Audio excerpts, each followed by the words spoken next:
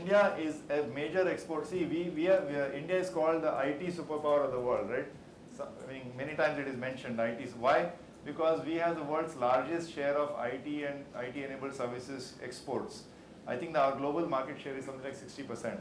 So total, but the fantastic thing is that the total amount of money that you earn, the country, the total amount of foreign exchange that you earn through IT and software, the kind of stuff that is produced by companies like Infosys, is the same.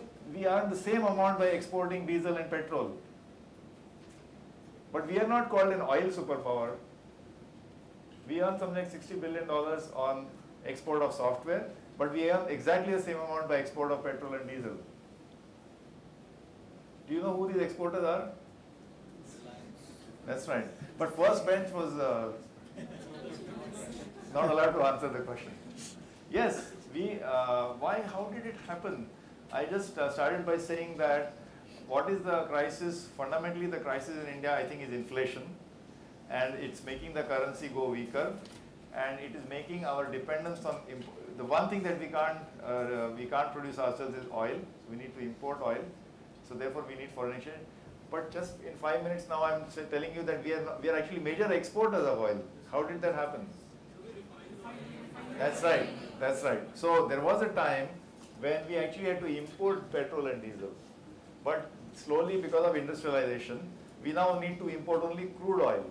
The crude oil comes to India, and now India has a domestic refining capacity. Refining is a chemical process by which from crude oil you make petrol, you make diesel, you need LPG, you make naphtha, you make airline fuel, ATF.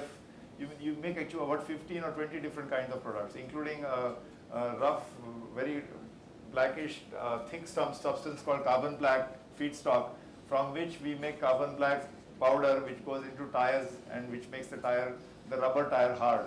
So all these things come from the same source, including plastic. This is made from petrol, or rather crude oil. So luckily for us, we have set up a lot of refinery complexes, and our domestic refining capacity is far in excess of our domestic refining requirements. So instead of importing, say, $100 billion worth of crude oil for our domestic requirement, we end up importing $120 billion, and then we export $60 billion in the form of the refined products, which are called petrol and diesel. But that's a really important source of foreign exchange for India. So so these four numbers: export of petrol and diesel produces 60 billion and growing. Export of human beings, I don't know what to call that, but basically the remittances sent by workers, typically from the Middle East, by the way, is $60 billion. Export of IT and software, 60 billion and growing. And finally, import of gold. I want to tell you that import of gold is not actually importing is not something that you import for consumption. It's like an investment item. So it is like buying, if you want to spend some money in buying a house in France, or buying some stock in Wall Street, like say buy shares of Google or Apple or something. So gold is something like that. People buy gold because it's an investment. So that current account deficit, it is unfortunately counted as a current account deficit, but really that expenditure is not something to be alarmed of, because people are spending gold because they want to invest in gold. And why are people investing in gold? Sorry? No, why is there such a big demand for gold? Inflation, right? So it comes back to the same problem, that when there is high and unpredictable, consistent inflation, people don't feel secure and confident about parking their money in an FD or padani, the more secure thing seems to be gold, because gold is supposed to be an inflation hedge. So it comes back to the same problem which I mentioned. So really, to come back to that original topic, Dr. Mitra, you said economic crisis of India. I think the main crisis facing our country, a macroeconomic crisis. I mean, there are many other things we can talk about, like political or electoral reforms and judicial reforms. But really the macroeconomic challenge today is how to control inflation. We are a country, we have been an independent nation for 67 years, and if there's nothing else that we have achieved as much, the one thing that our political system has achieved is to keep inflation relatively low and stable. Relatively low and stable. until recently. Because if you go to some of the South American countries like Brazil, they've had periods of 10,000% inflation. They used to, when they get salary in the morning, they spend it all by afternoon because pata nahi, the currency will lose value. Let us convert it into a sofa set or buy some vegetables, buy a bicycle. It was that desperate. There is a country called, it's a cricket playing nation. Thank you. 1,000,000% inflation. So compared to that, India had some periodic bouts of high inflation. Perhaps sometimes it was 15%. But wo rehta tha 1-2 saal, half a year. But if you take the average inflation rate in the last 50 years, it's never been high. But in the last 5 years, it has unfortunately been high, and there is I don't see any major action on that. It has become so much that now people are thinking, this is the new normal, let us accept it. So you will all go to your employer and say, you will say 10%, 15% increment to mujhe chahiye hi. Then if you'll employ a driver will also have 10%. So see these wages and inflation, it's a spiral.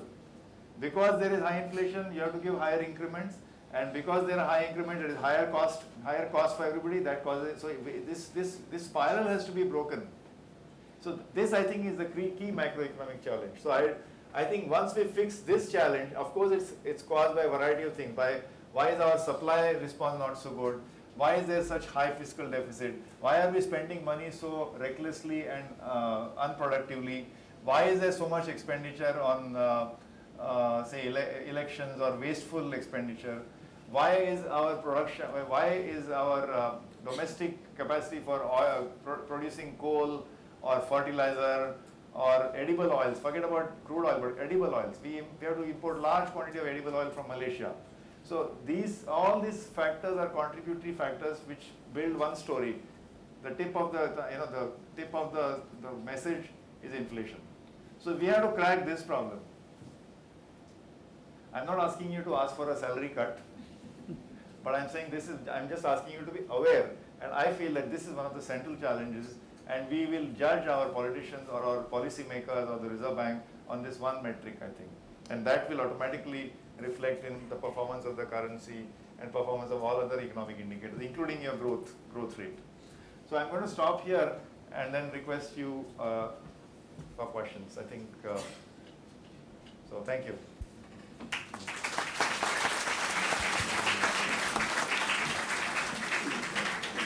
Thank you, sir. Like Dr. Ranade mentioned, we'll start with the questions. Can I just request first we'll take the questions from the second floor seminar hall and then we'll move to the first floor. So second floor. But no first row. No, okay. No, I'm just. Yeah, go ahead.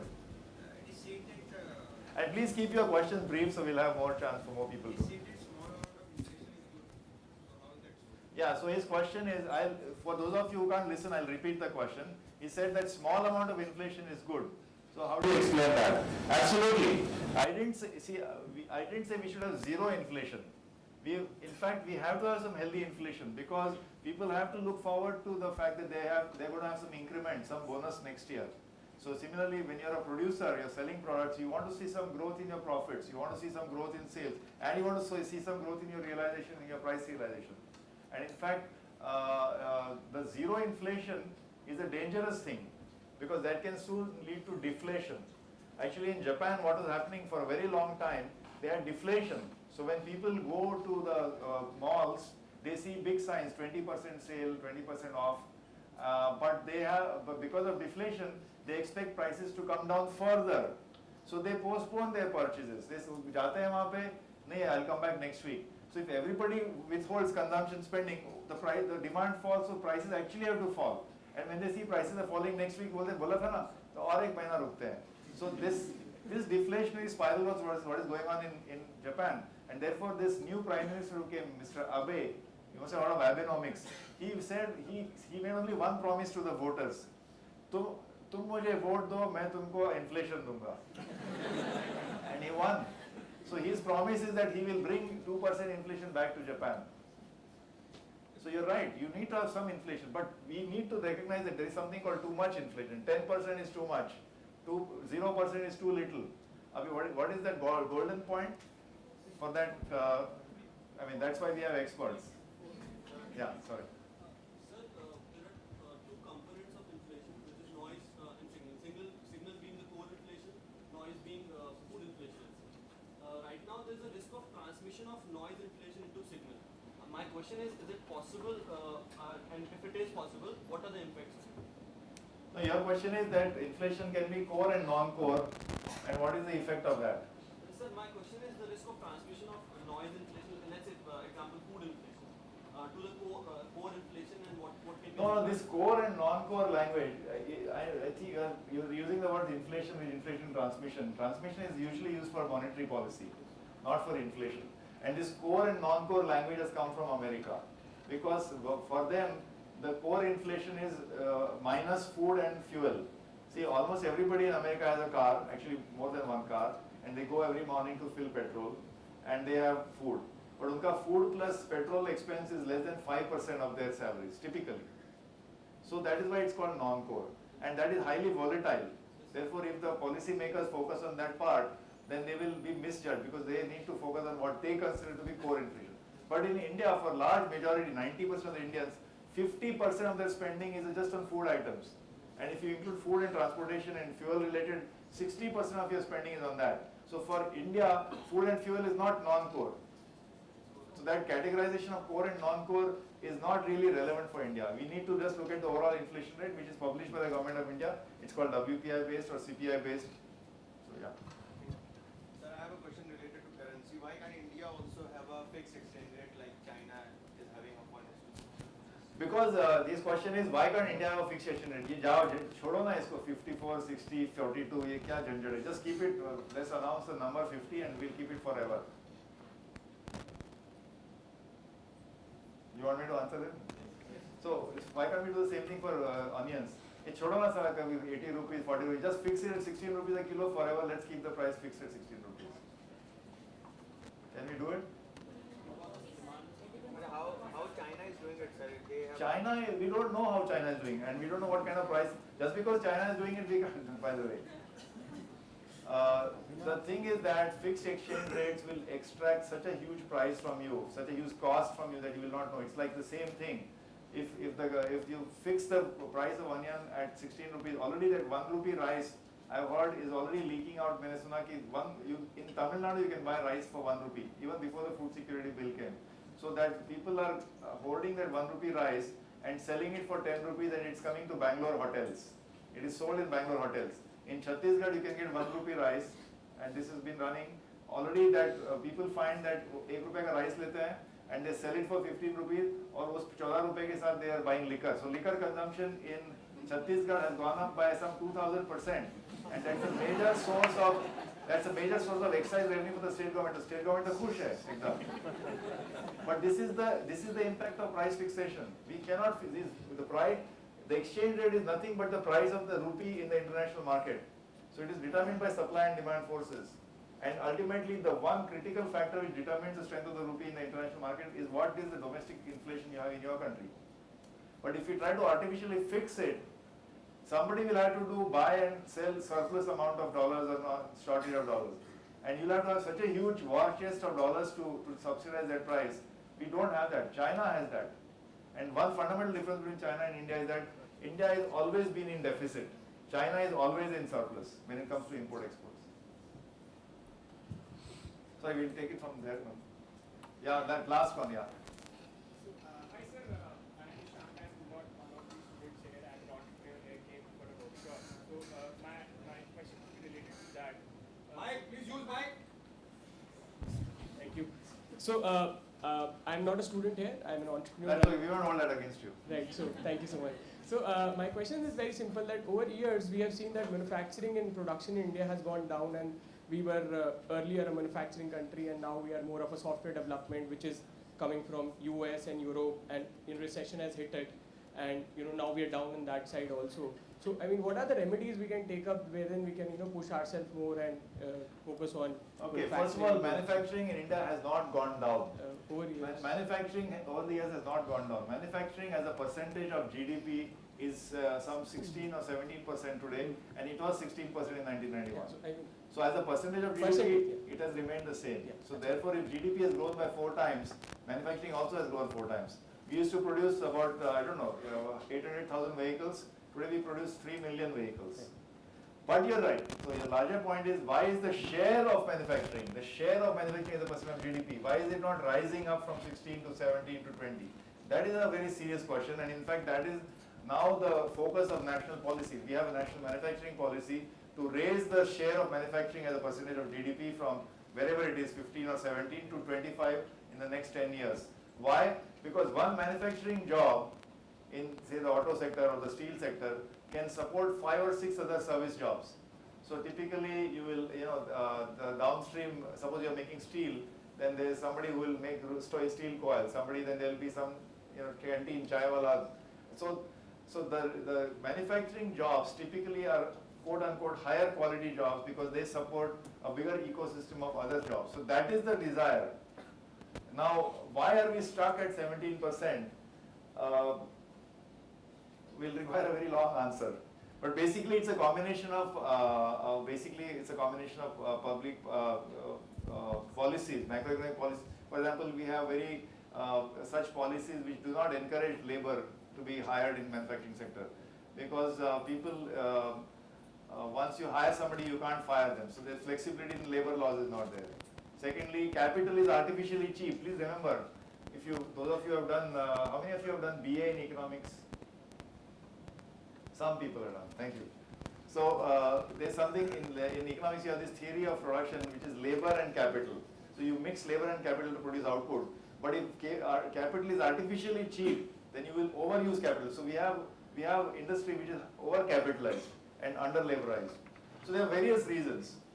But what you said is true, that the share of manufacturing as a percent of GDP in comparison to China, in comparison to Malaysia, in comparison to even some of the other developing countries is quite low. And we cannot, for a large country like ours, we cannot sustain it. We should be at least 20 or 22%. Yes. So we were going to take some questions from the other. One more question from you and then we. Okay. Hello sir, my name is Diwakar. My question is that over the years, dollar has appreciated in terms of its value, but US has still been able to maintain its export competitiveness, and in fact its exports are increased over the last few years. And can't we emulate that in our country? iOS 7, right? Apple, is it iOS 7 I'm trying to think? No, uska in 3 days 9 million. Oh sorry, iPhone 5. iOS 7 is free, I was wondering. iPhone 5s, when they launched, they apparently sold 9 million pieces in first 3 days. It was a combination of 5S and 5S. 5 and 5s, okay, 5. 5C and 5S. If you want to get the most cutting edge knowledge on this sector, you're MBA student. So that answers, it answers your question. Basically, the US is the fount of innovation. I mean, the iPhone is actually manufactured in China.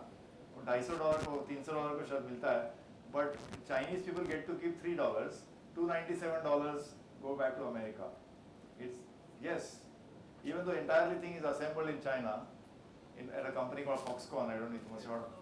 But the thing is, the maximum value added is in the design and the UI and the sex appeal. So you are saying, how come America is able to maintain its export competitiveness? Because there is tremendous high productivity, tremendous high level of innovation, and there is an ecosystem which supports that.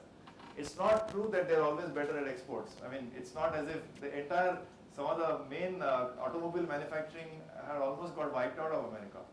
Some of the textiles, it used to be in northeastern United States called the New England area, Boston area. Then from there, the first textile mill of the world is not just UK, it's actually the northeastern United States. Then it migrated down south towards Texas, in the cotton farms, the Midwest.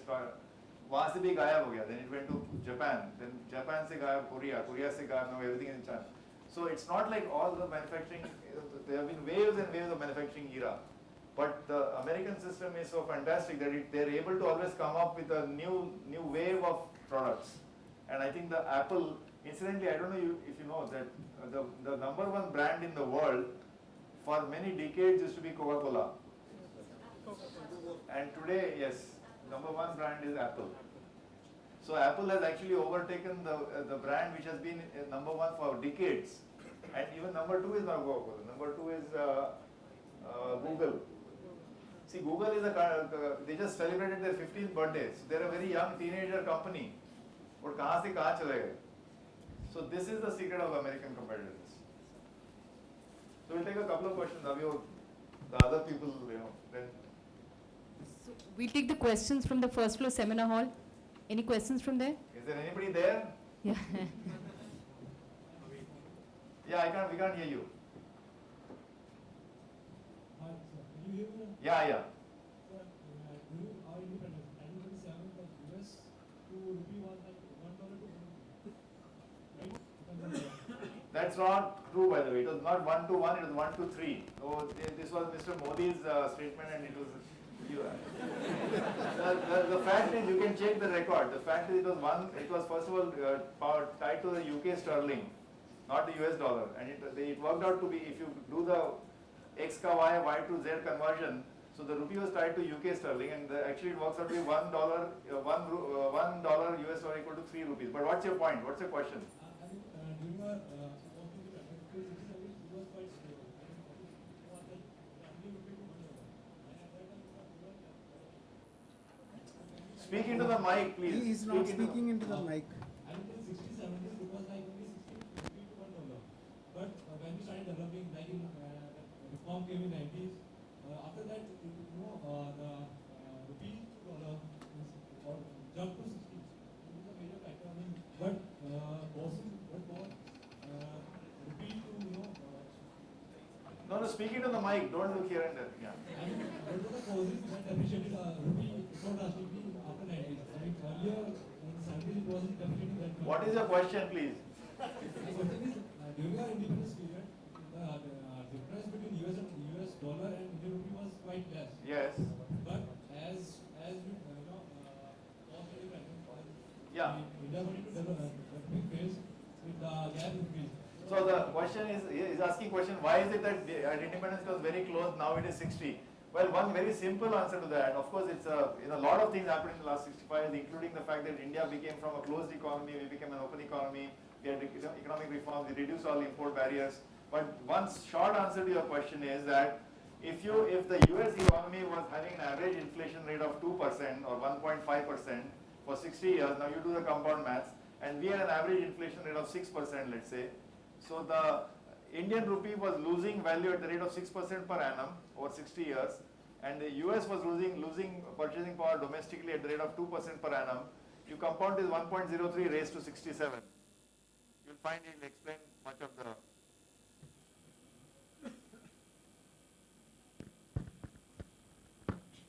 One more question, one last question from, yeah.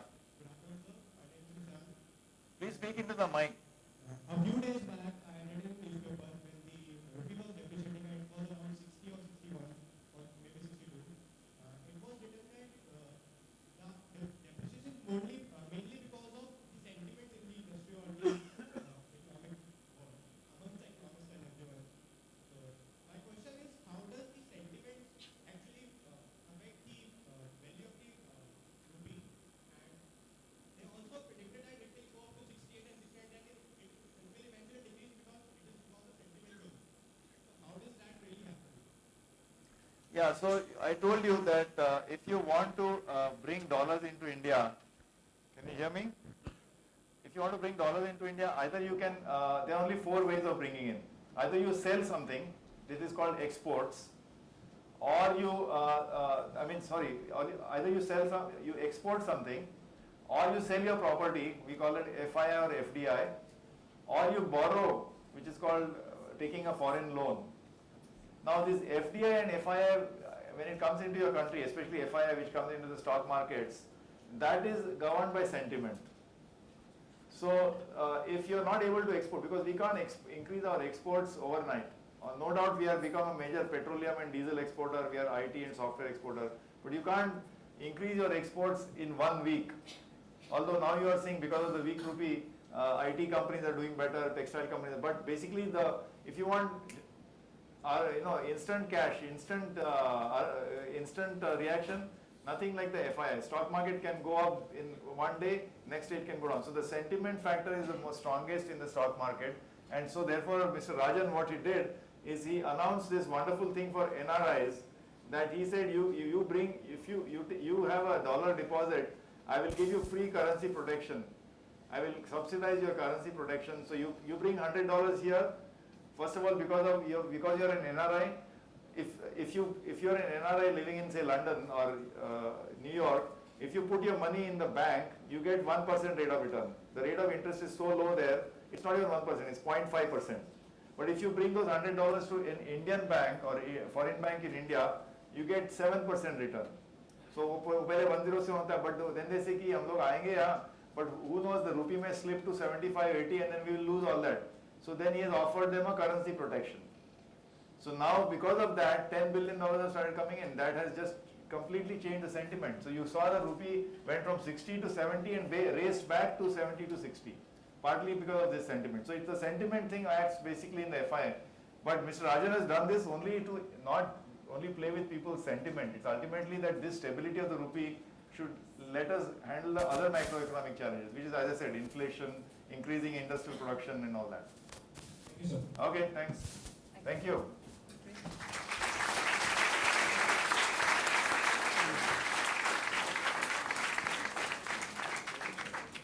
Thank you, sir. I would like to thank Dr. Ranade for the insightful and meaningful discussion. I'm sure there are a lot more questions, but we'll have to stop here. As a token of our appreciation, I would request Director Sir to kindly present the memento to Dr. Ranade.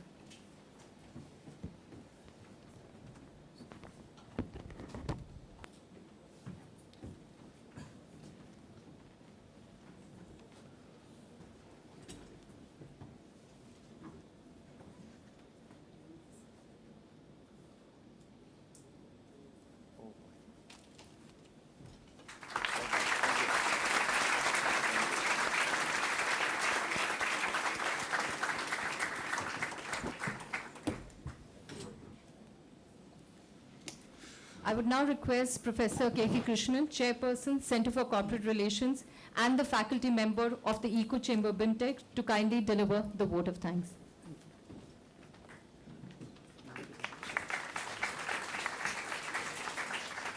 Thank you, sir, for simplifying macroeconomics. I think whatever we would have been doing in one 30-hour session, you have done it in half an hour.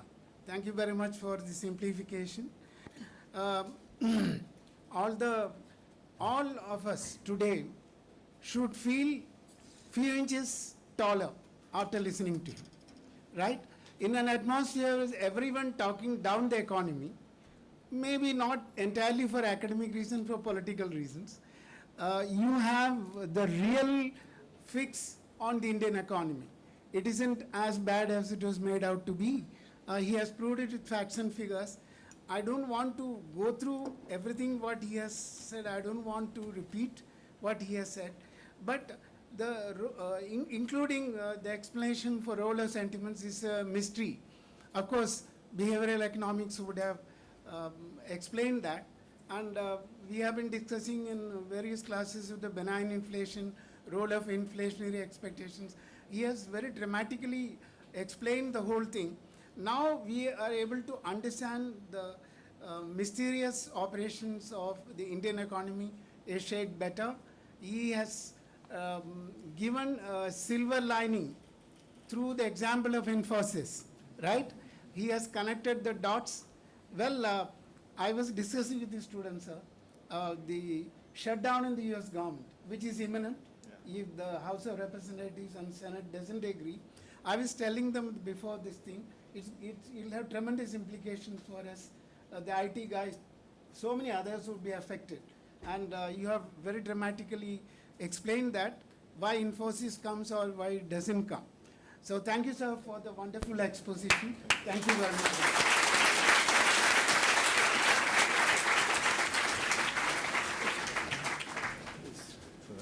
Thank you very much. Thank you. Thank you.